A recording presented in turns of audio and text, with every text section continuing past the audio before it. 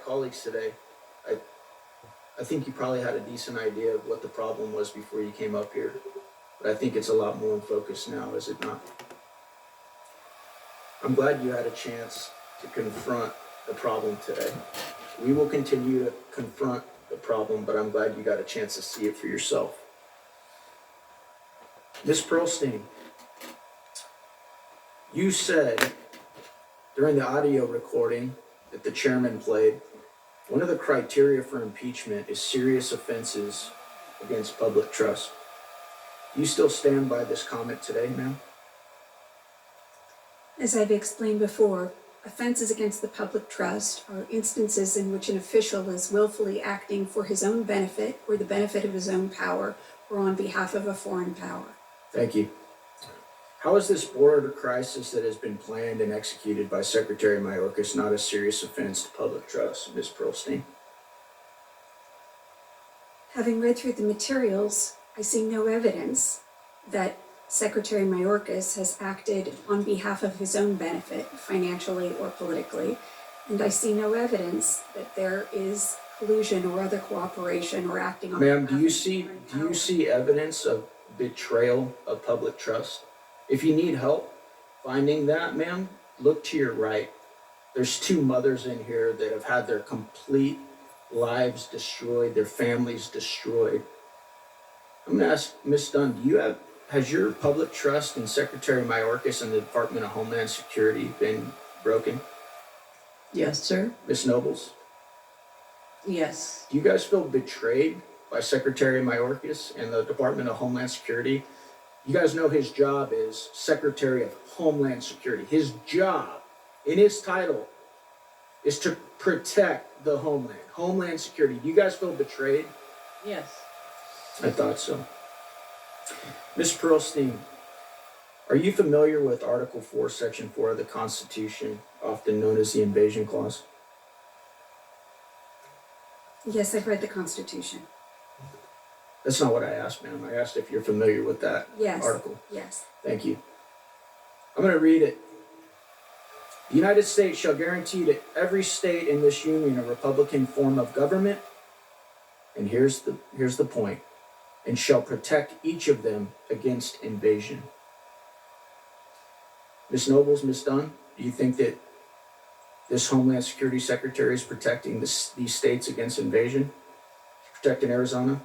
Arizona is not protected against invasion. Ms. Pearlstein, after having me read that, do you think that this secretary is protecting the 50 states against invasion? The word invasion in that clause is not in reference to migrants who are not trying to overthrow the government of the United States. Oh, it's interesting that you say that, ma'am. Very interesting that you say that. Ma'am, Ms. Pearlstein, have you ever studied unconventional warfare? Any idea what that term means? I've heard that term used. I'm What do not you an expert in unconventional warfare. Do you have any idea what it might mean? Go ahead, take a stab at it. I would rather hear your definition. Okay, great. Do you think in any wild and unprecedented strategy in the history of the world, one of our adversaries might try and send their soldiers to infiltrate our country using our wide open border, not putting them in uniforms, and having them come and present themselves in front of our border patrol agents and tell our border patrol agents, oh, we're just innocent immigrants, we just want a better life? Do you think that's even possible, Ms. Pearlstein? Might anyone ever lie at the border? Yes. Okay, so it is possible that tens of thousands, that's how many we're getting a day, right, ma'am? About 10,000 a day, 10 to 15,000 a day. Are you aware of that?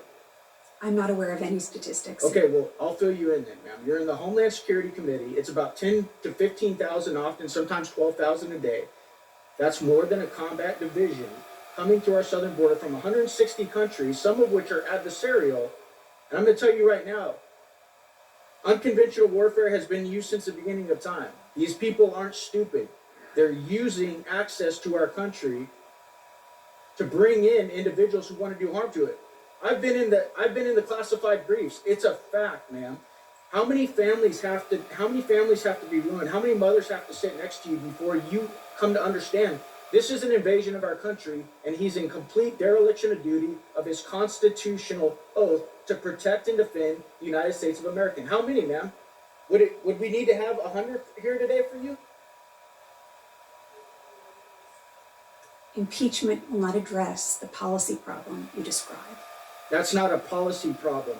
That is him completely derelicting his oath to protect and defend the Constitution of the United States. I read you the invasion clause. He is not doing that, man. He's in complete dereliction of doing it in accordance with the other laws that other committee members have read to you today. And I think it's sad. This shouldn't be a partisan issue at all, and you know it. I yield back. Professor Pearlstein, are you familiar with the William Belknap case that you mentioned in your testimony? Are you you're intimately familiar with it as a constitutional law expert? No. I'm generally familiar with the Belknap impeachment, yes. You wrote about it in your testimony, I correct? did, yes. Is there a reason that you left out the fact that Article 3 of that impeachment case mentioned the disregarding of his duty as Secretary of War? No, Was it particularly helpful to your argument today? I'm not sure what the question is. Was there a reason you left that out? I wasn't giving a full book report on the Belknap impeachment. I Okay. was mentioning it in my testimony No, that's fine. as the only other let me- instance in US history in which Congress has ever Right, thought in it Article was 3 time of that. to- Thank you, that's the only other history. Impeach a What we're cabinet talking about officer. is unprecedented, disregarding of his duty. I'm gonna quote you. There, the professors were reasonably uniform in recognizing that it doesn't have to be a crime. That is to say, an impeachable offense doesn't have to be a crime as currently embodied in the Federal Criminal Code as enacted by Congress. What they were thinking about with the impeachment remedy were serious offenses against the public trust. That is, certain things that only the president and other senior officials could do that abuse their authority. Did you in fact say this with regards to the Trump impeachment? I've said many things about impeachment. Yeah. It's entirely possible that I said that, and I would still agree Okay. with it, actually. Mr. Chairman, I'd like to insert for the record Professor Pearlstein's comments on a radio show in New York on a podcast in 2019 regarding the Trump administration. So, Without objection, so ordered. thank you. So do you believe, will you define impeachment with regards to the public trust as you said it there with regards to Trump? If the public trust is broken, is that an impeachable offense? Public trust in this context refers to two kinds of breaches of the public trust generally. One is an official who is acting in his own personal interest, right, to aggrandize his own political wealth interests, power, etc., as opposed to the interests of the American people. That's an We example all do of a that, breach of lady. public We all trust. think about The other is if the ourselves. official is acting on behalf The hell's of wrong with foreign you people? power, which is another example of a breach of a public trust. Yes, and I thought those issues were both implicated in the Trump-Ukraine impeachment. Do you believe that public trust has been broken with regards to the common defense of our country? Oh, Lord. As a general matter, The collective defense of our country? I'm not sure I can answer that question that broadly stated. I'm not aware of any evidence, for example, the Secretary Mayorkas has been acting for his own personal wealth or Okay. aggrandizement. That's We fine. all do, lady. We all In do. general, Even I do. Is Oh, my breaking God. the public trust in an egregious I got a manner grade 3 grounds for education. an impeachment proceeding? In the way I just defined breaking the public trust, that is, acting on behalf of one's own interests as opposed to the interests of the public, yes, that can be an impeachable ground if What- there is evidence of that. Are you licensed in a state? Oh, Am I a member Lord. of the bar, do you mean? Oh, Lord. Yes, I'm a member of the Bar of the State of California, and I'm a member of the Bar of Washington, D.C. Is it your responsibility to uphold the laws in those states in which you are a member of the bar? I have all of the same ethical obligations that any attorney has. When you take the oath of office as a cabinet member to well and faithfully execute the duties of the office, does that infer a responsibility to uphold the laws as well? Anybody who takes an oath to take care that the laws are faithfully executed has an oath to take care that the laws are faithfully executed, yes. Did you condemn the attacks by Hamas on Israel? I'm not sure what that has to do with anything. It's a but question. Did you condemn the attacks? my personal view of those attacks is that they were abhorrent. I don't think I've had occasion to speak about it publicly. It's not my area of expertise. Unfortunately, this is not the first time I've had to interact with families of victims, and my heart goes out to you. And I want to apologize in some ways to you that you are here really to share your story, but you're being used as a fact witness for an impeachment investigation, and obviously, given what your experience has been, you don't have the background to understand what a high crime misdemeanor is and how it relates to this. And so I hope that you're handling that okay.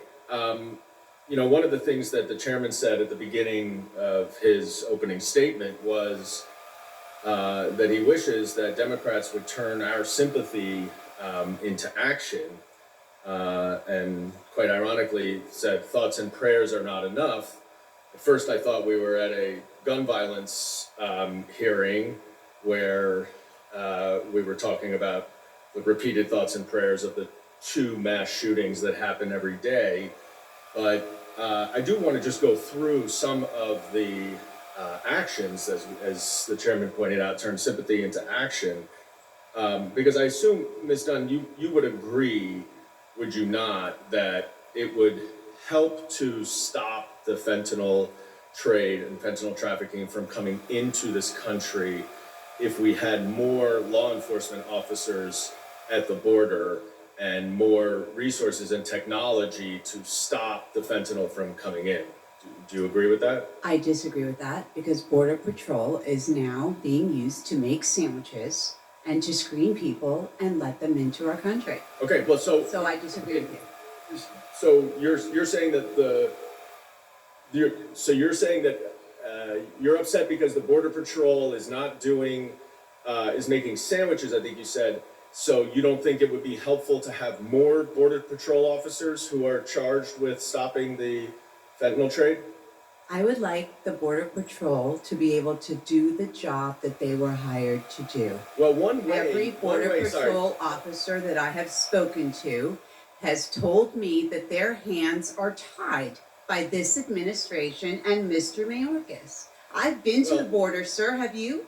Have you? Excuse me. I'm asking the question. I'm just wondering. And the problem with that is that in Congress, this Congress, we have interviewed 9 senior officials under DHS in a variety of different capacities.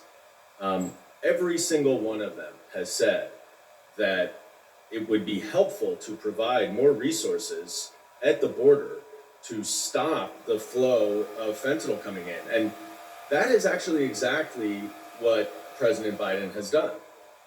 In last year's budget, fiscal year 2023, the appropriations included 300 additional U.S. Border Patrol agents, which was the first increase since 2011. Included 125 more CBP officers, $70 million for non-intrusive inspection, and 200 House Republicans, including every single Republican serving at the time who currently sits on this committee, voted against that bill. Under the Biden administration, the Department of Homeland Security has seized more fentanyl and arrested more criminals for fentanyl-related crimes in the last 2 years than in the previous 5 years combined. And even in this Congress, when we had the Department of Homeland Security appropriations markup, Mr. Correa offered an amendment that would provide more money and more resources for the border to stop the fentanyl trade, and every single Republican voted it down. But that's not it. Even with the supplemental request from the White House, they requested $1.2 billion to crack down on the trafficking of dangerous and lethal illicit drugs like fentanyl, including over $300 million for the most effective non-intrusive inspection systems. And of course, 90% of fentanyl comes through the ports of entry, so having those inspection systems would do it. Again, the Republicans will not support the border with additional resources to do the job that the secretary wants to do. And so we are here yet again for a political stunt to make an argument that this administration is not doing anything, even as it is negotiating to try to address the problems at the border, and even as it is trying to increase the number of border agents and technology to address the fentanyl system. Let's stop this sham impeachment hearing and let's go negotiate with the Senate and the White House, who are doing that right now with Secretary Mayorkas to address the problems at the border. I yield back. An extra 25% off store-wide during March 3-day store-wide sale. Your preferred prices as marked.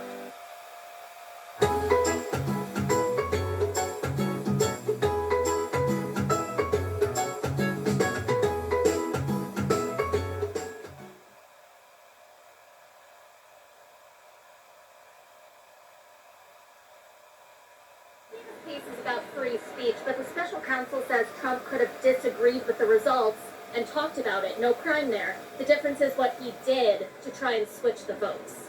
So, what is it that he did to try and switch the votes that you refer to?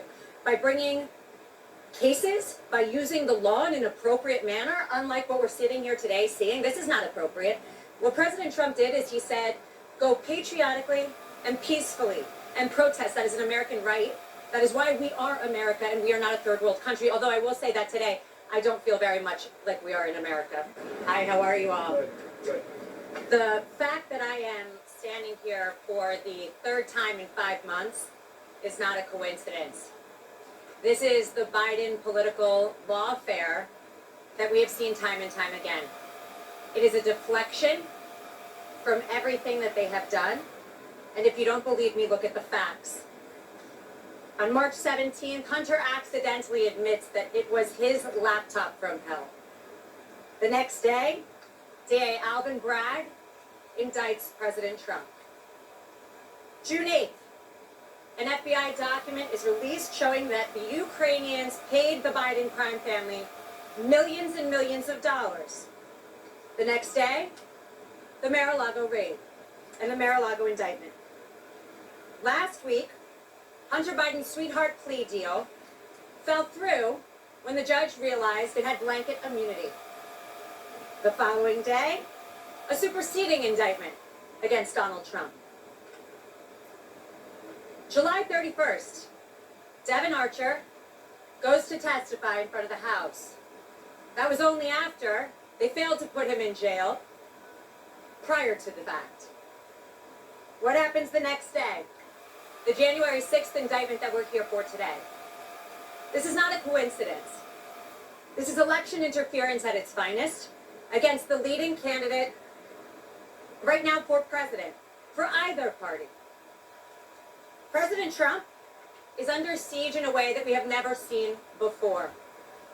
President Trump and his legal team and everyone on his team will continue to fight, not for him, but for the American people. I'll take some questions. Thank you.